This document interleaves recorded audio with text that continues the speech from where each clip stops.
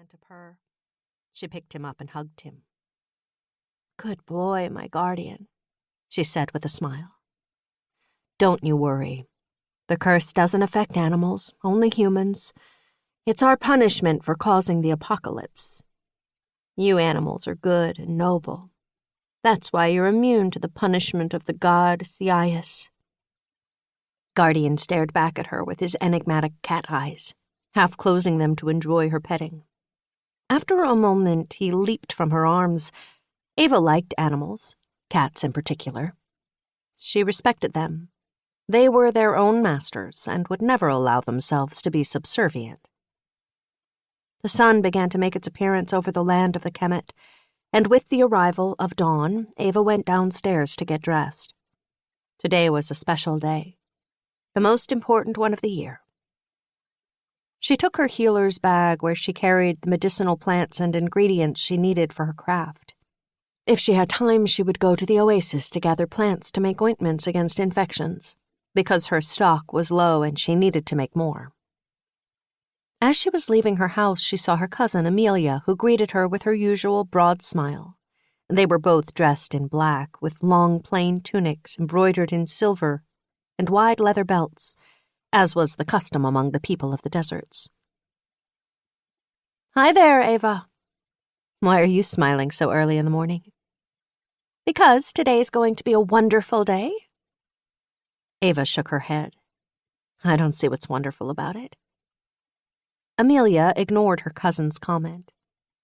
"Don't tell me you got up before dawn again." "I like it. I find it soothing." "I don't understand why you do it.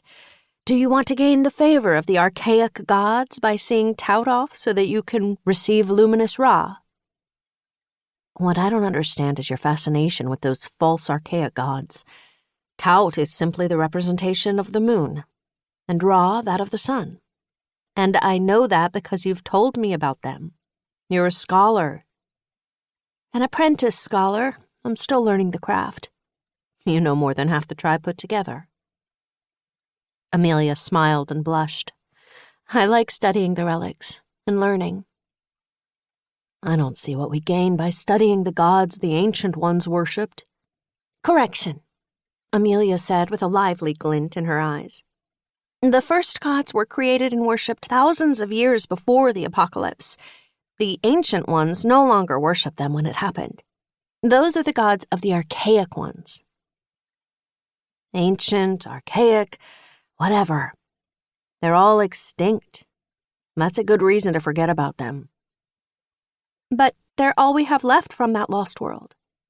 The relics are our inheritance, and we have to keep them safe and study them."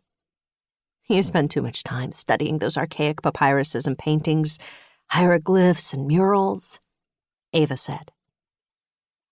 "I love studying the hieroglyphs and their symbolism and the few tomes of knowledge we have left. There's so much to learn. I've asked to be a part of the next expedition to the southern temples downriver. There are still priceless pieces being kept down there. Here at the Delta, there's almost nothing that the passage of time, the desert, or the Great River haven't destroyed." Ava sighed.